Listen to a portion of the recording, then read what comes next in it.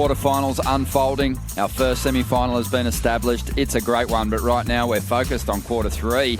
Sage Erickson up against Sally Fitzgibbons in what should be a really good battle. Sage getting the call up as a replacement surfer. Sally Fitzgibbons, one of the most consistent performers here at stop number one on the championship tour. Ronnie Blakey with Peter Mel, and Pete, just looking at the numbers, Sally's got a bit of an edge when you look at her heat score average. Yeah, you'd have to say it's because of it. You know, every time she's going to be getting into those double digits. And here she is, Fitzgibbons, a three-time runner-up to the world title, still chasing that maiden crown. Strong opening ride here for the Australian, hailing from the south coast of New South Wales, but feeling right at home here in Queensland. And she's had the call up and she's made good use of it to get to these quarters, but she's got a tough draw against this lady, Pete. Well, and you can see that Sally has been paying attention to those earlier heats and knowing how important it is to really unleash in that first maneuver. And she kept the energy flowing all the way through this wave, all the way to the very end. Of course, the highest impact maneuver, that very first one. So it's going to be a good number for a start here for Sally. Yeah, one of the years, 2017, Sage got her first victory as a championship tour competitor. Sally Fitzgibbons, she's had multiple victories, 10 CT wins, searching for a first here on the Gold Coast. Both here in the Boost Mobile Pro and in the Quicksilver Pro, the men's event. Sally Fitzgibbons on her way to another good score here. Yeah, and she's going to back up that 6.3. Sage really didn't get anything out of that set. Is that Sally now has got the freedom to be a lot more creative in her approach. But at the moment, this is the spot. Sage Erickson, very strong backhand surfer, has already had a nice sequence of maneuvers on this wave and gets a really solid finish as well. She needed to have that happen, and earlier than later. You know, she had that opportunity with the priority, and that wave shut down on her. Finds a left here, and it's early in the heat, so she can pick up some momentum. I think that if you sit too long, which she did not do, she got herself right back on another wave, and it's going to be a good score. It's going to keep her competitive in this heat. Sensational out here at the moment, conditions-wise. Beautiful backhand snap to start this one. Waits for that vertical section. You know, the only thing I could say is that she didn't really get connection with the lip, you know, but the wave is itself, she kept great speed and she executed those snaps out on the face very nicely. Qualifying events in Australia down there at Newcastle.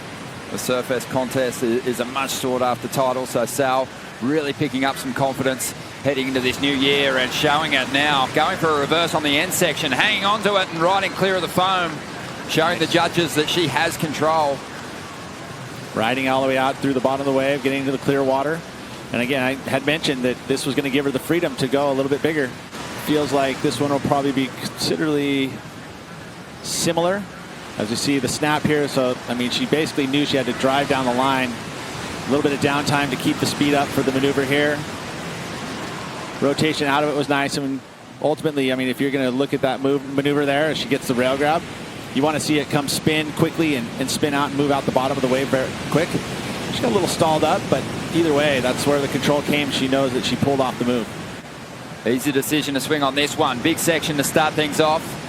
The wave did flatten out. Sally's rail just got a little bogged down on that first turn, so she's out of there. Good read, you know, didn't have that explosive first move, so she figures out it's not going to better with my two scores. I'll just kick on out. And Sally up once again here, trying to get rid of a 5.97. Nice little pocket to work with here, and Sally explodes out of that section. Maintains control, still looking for more points down the line, drives up into this foamy section and leans back on that tail. So trying to better a 5.97. Ronnie Blakey with Pete Mel. Your thoughts on that one, Pete? Intentions are very, very clear from Sally. What I've been trying to work on in the offseason, and that's explosiveness through the lip. She does that. Look how much speed she carries into this maneuver as well. And she utilizes it all as she blows the fins up and over. Very high quality maneuver there for her. And she's able to clean it all the way to the inside. So it feels like to me that this could be an improvement on the 5.97. And again, look at the vertical approach. Gets the fins up and over. Great technique. Tucks that knee in on the deck of the board. Centers the body over the top of it and rides out of it clean. Here we go. Sage Erickson trying to get herself back in this heat. Needs a 6.8. Nice slice off the top. Beautiful green wall out in front. Sage just gets a little hung up on the lip. Gets Club trying to ride out of that turn. With the tide dropping out too, a little bit more challenging to find those nice, beautiful open face walls. And she gets here. She realizes she has to cut this one short to get into this next section. Gets up there and you can see that inside rail grabs slightly and holds her up. That turn was done just slightly earlier. It would have stayed underneath the left. Sally Fitzgibbons up, just under 8 minutes to go. Again, kicks on that tail. This way's starting to fade away. Sally's not done though. She's going to try and get to this end section and throw something big at us. Nice little layback jam there to finish.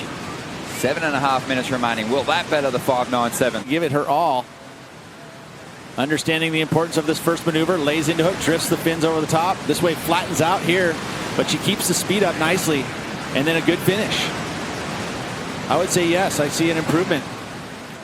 Although it be ever so slight, because she laid into that maneuver there, which is great stuff.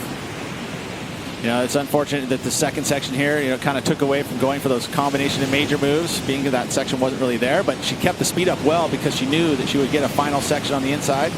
And there it is, the best wave of the heat.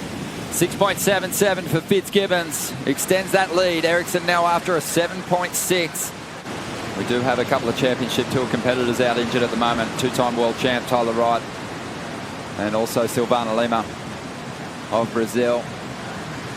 Well, here we go, Erickson. Still has time at the moment to get herself into this heat. Needs a 7.6 to gain the lead.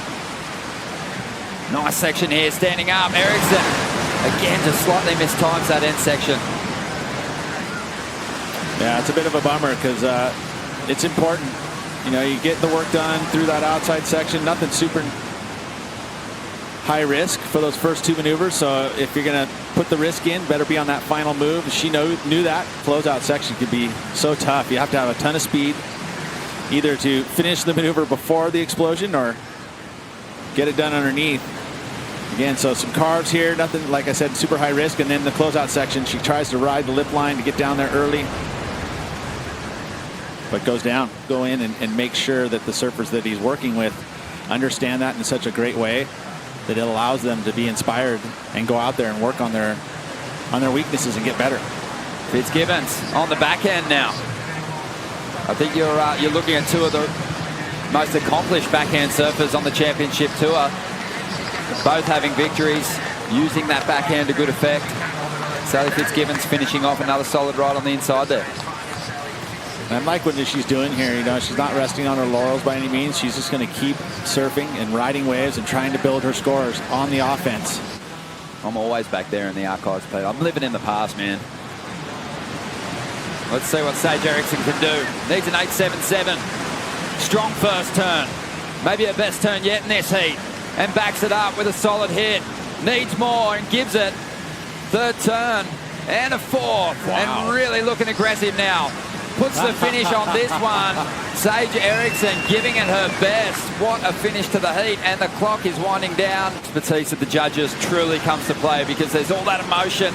It's a high pressure moment and they have to just break down this surfing for what it is. Do you think it's going to be the number, Pete? It's got to be an excellent, you know, I think that my first, you know, the gut feeling is it's, I mean, but she still really gave you something to think about on these last two turns at the end. I would say it's going to come up just slightly short, but this was definitely her best wave. She's working hard. She's hammering those sections. The second and third turn. Positives to take out of that performance from Sage Erickson, despite the fact she didn't get the number she needed. It came in at a 7-point ride. Sally Fitzgibbons is into the semis. Stay with us. Carissa Moore and Joanne DeFay hit the lineup next.